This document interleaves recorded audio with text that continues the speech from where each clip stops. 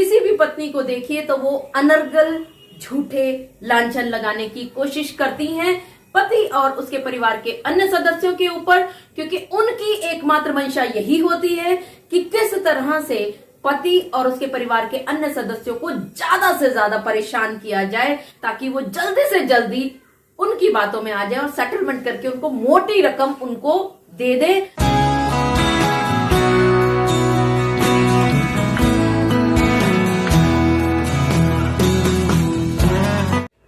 आप सभी सब्सक्राइबर्स ने, आप सभी व्यूअर्स ने अक्सर इस बात को महसूस किया होगा बहुत अच्छी तरह से कि आपकी पत्नियां जब बिना बात के रूठ करके मायके चली जाती हैं और अपनी जिद मनवाने की खातिर वो आपको और आपके परिवार के सभी सदस्यों को परेशान करने की खातिर जानबूझ करके अपने मायके से या अपने और किसी जगह से आप सभी पर दहेज के झूठे केस किया करती हैं। और उनकी मंशा सिर्फ और सिर्फ यही होती है कि कैसे आपको परेशान किया जाए, कैसे आपको कोर्ट्स के धक्के खिलवाए जाए और कैसे आपसे ज्यादा से ज्यादा पैसे वसूले जाए। जी हां, आप सभी ने बिल्कुल ठीक समझा। आज की इस वीडियो में मैं आप सभी के साथ ऐसी एक बात पर चर्चा करने वाली हूं जो कि होगी एक बहुत बड़ी खुशखबरी आप सभी के लिए और मायके का मिसयूज करने वाली इन झूठी पत्नियों को खून के आंसू पिला देगी ये रूलिंग। और साथ ही साथ आप देखिएगा कि जुरिस्डिक्शन के पॉइंट पर किस तरह से इन झूठी पत्नियों का दहेज का केस यानी 498A का केस खारिज किया जा सकता है, खत्म करवाया जा सकता है। मैं एडवोकेट मोहिनी मोना आप सभी का पुनः स्वागत करती हूं और आप सभी देख रहे हैं अपना पसंदीदा चैनल मोहिनी मोना एडवोकेट। अगर आपने मेरे इस चैनल को अभी तक सब्सक्राइब ना किया हो या आप मेरे इस चैनल के लिए नए हैं तो इसको जल्दी से जल्दी सब्सक्राइब कर दीजिएगा ताकि आपको इसी तरह के लीगल इंफॉर्मेटिव वीडियोस की नोटिफिकेशन सबसे पहले मिल सके। ये तो आप सभी को पता ही है कि 498A एक कॉन्टिन्यूइंग ऑफेंस है। इसका मतलब क्या हुआ? इसका मतलब ये होता है कि अगर पति और पत्नी एक जगह पर इकट्ठे हैं और वहां पर पत्नी ने जो FIR दर्ज की है उसमें उस जगह की कुछ इंसिडेंट्स का जिक्र किया हो कि किस तरह से उसके पति ने वहां उसको प्रताड़ित किया, और अगर उस जगह से बदल करके वो फिर किसी और जगह पर पति और पत्नी रहना शुरू कर देते हैं और पत्नी ये लिखा करती है कि उस जगह पर भी उसके साथ गलत व्यवहार हुआ, ये सारी जो सीन ऑफ अक्रेंस चलता है यानी कि कॉन्टिन्यूइंग ऑफेंस है कि वो एक जगह से दूसरी जगह पर जाकर के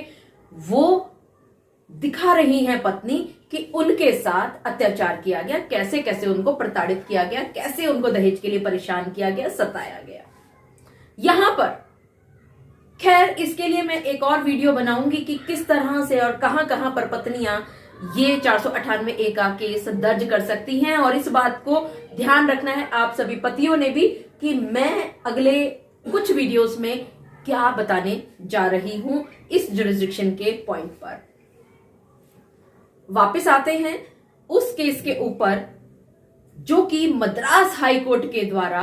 एक लैंडमार्क जजमेंट आई। और इस केस का टाइटल आखिरकार क्या है वो सबसे पहले साझा करते हैं आपके साथ। राजा चेलाप्पन वर्सेस इंस्पेक्टर ऑफ पुलिस। इस केस को समझने से पहले हम थोड़ा सा इसके बैकग्राउंड में चलते हैं कि आखिरकार क्या होता है। इस राजा चेलप्पन की शादी होती है मुथु लक्ष्मी के साथ और शादी के बाद ये दोनों एक साथ रहते हैं चेन्नई की एक जगह मायलापोर में।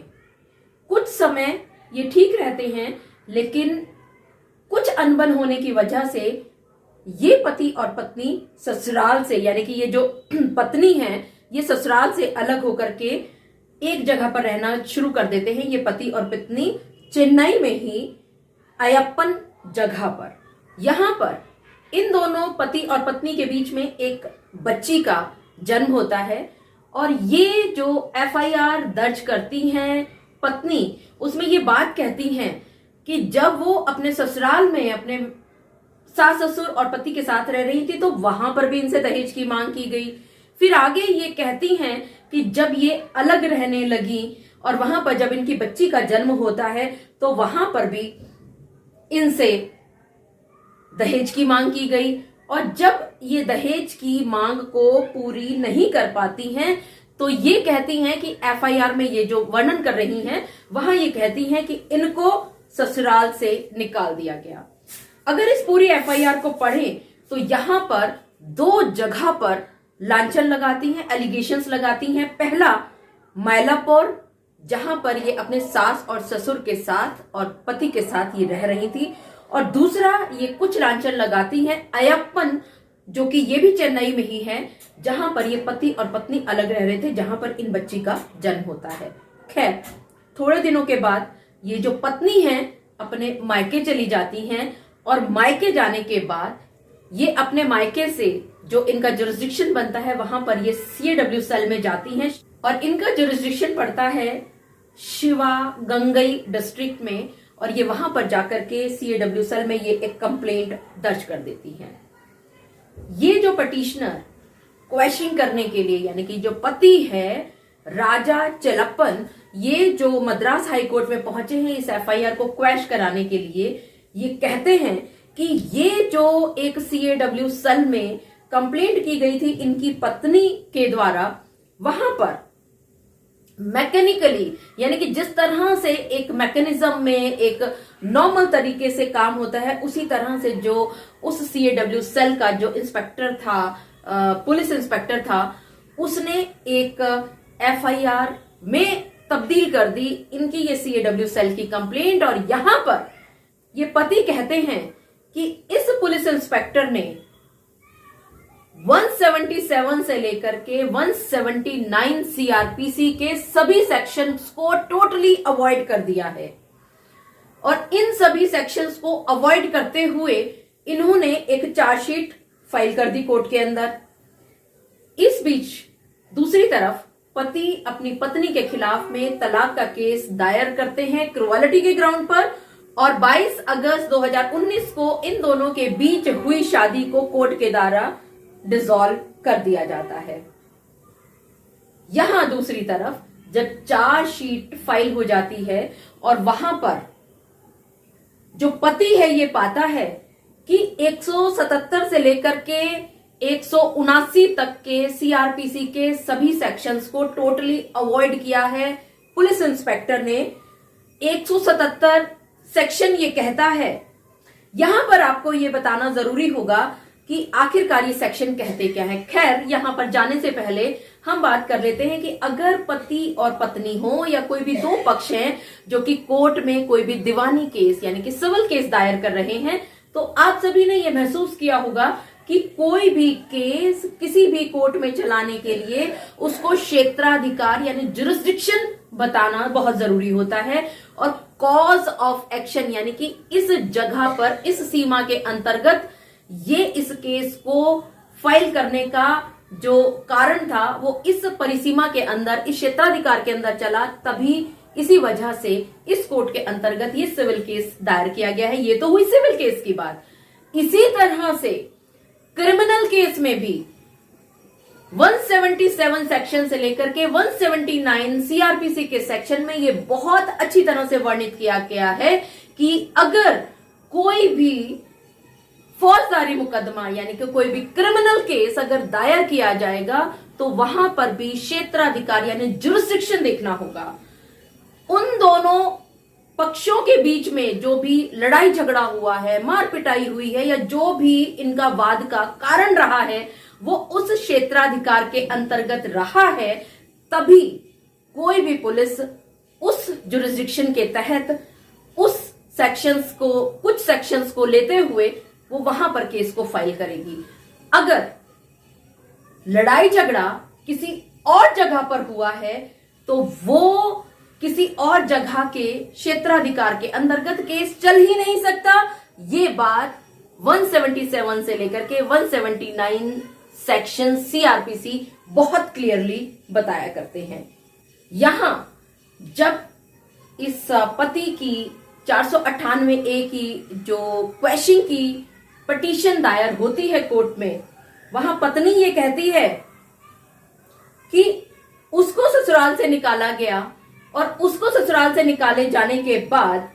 उसके पास कोई भी और चारा नहीं था, कोई भी शेल्टर होम नहीं मिला। वो सीधा अपने माता पिता के घर में पहुंचती है और वो माता पिता का घर जो है वही शेल्टर होम है और वहीं पर उन्होंने एफआईआर को दर्ज कराने की कोशिश की और यहां पर अपनी सभी इन बातों का जिसे कहते हैं ना पक्का करने के लिए उन्होंने रूपाली देवी वर्सेस स्टेट ऑफ यूपी के केस का हवाला दिया। वो यहां पर बार बार बात करती हैं शेल्टर होम की, लेकिन वहीं दूसरी तरफ अगर हम 498A के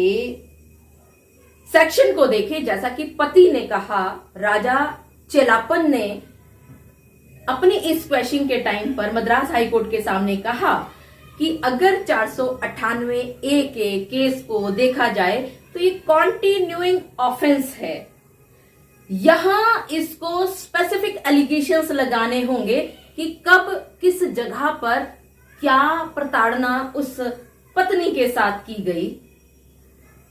एक पुलिस स्टेशन के अंतर्गत क्या हुआ, दूसरे पुलिस स्टेशन के अंतर्गत क्या हुआ। जैसा कि इस पत्नी ने बताया, दो इन्होंने अपने जुरिस्डिक्शंस निकाले और उन्होंने ये कहा कि मायलापुर में भी इनके साथ इनके पति और सास ससुर ने इनके साथ प्रताड़ना की, इनके साथ अत्याचार किए। इसी तरह से उन्होंने आगे कहा कि अयप्पन में भी उनके साथ चेन्नई में अच्छा व्यवहार नहीं किया गया। हालांकि ये सभी के सभी जो इन्होंने लांछन लगाए थे बहुत ही जनरल और वेग एलिगेशंस थे। वहां पर अगर आपको 498A का केस में कॉन्टिन्यूइंग ऑफेंस दिखाना है तो आपको फिजिकल और मेंटल क्रूअलिटी दिखानी होगी। और यहां पति के वकील ने फिर दोबारा से इसी बात पर जोर दिया कि कोई भी फौजदारी मुकदमा, कोई भी क्रिमिनल केस तब तक नहीं चल सकता जब तक कि उस जुरिस्डिक्शन के अंतर्गत उसके साथ कोई अपराध ना किया गया हो। और ये सारी चीजें देखते हुए मद्रास हाईकोर्ट ने बहुत अच्छी तरह से उन्होंने सारी चीजों को देखा, परखा, समझा और ये बात कही अंत में आकर के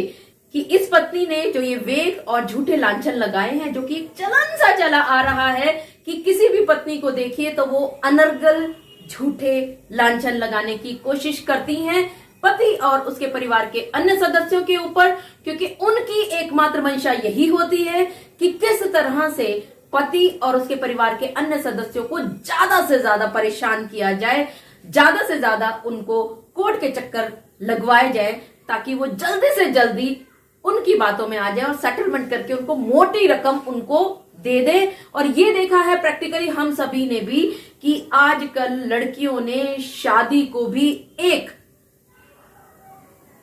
बिजनेस बना लिया है। पहले पति से जब उन्होंने तलाक की बात की तो सेटलमेंट के नाम पर 15 लाख ले लिए, लेकिन वही लड़की जब दूसरे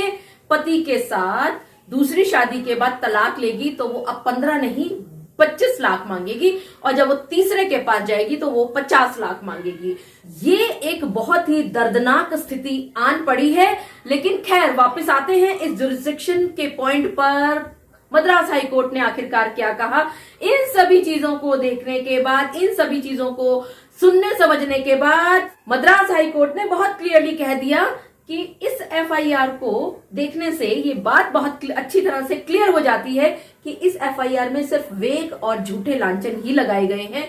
कहीं पर भी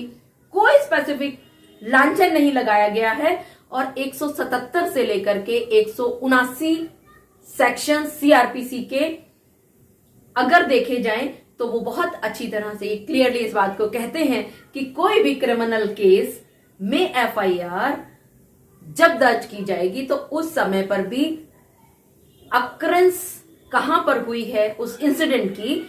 इस बात को मद्देनजर रखते हुए ही एफआईआर दर्ज की जाएगी। और जो पुलिस इंस्पेक्टर हैं शिवांगा गई डिस्ट्रिक्ट के, वो अपने आप में नाकाम हुए हैं। वो ये नहीं देख पाए कि शिवांगांगई जो डिस्ट्रिक्ट है उसके अंतर्गत किसी भी एक इंसिडेंट की अक्रेंस का जिक्र इस एफआईआर में नहीं किया गया है। और ये सब कहते हुए इस जुरिस्डिक्शन के पॉइंट पर मद्रास हाई कोर्ट ने राजा चलापन की जो ये 482 सीआरपीसी के तहत जो क्वेश्चन की पिटीशन लगाई गई थी उसको मंजूर कर लिया। और ये बहुत बड़ी खुशखबरी है आप सभी पतियों के लिए भी कि आपकी जो पत्नियां मिसयूज करती हैं अपने मायके को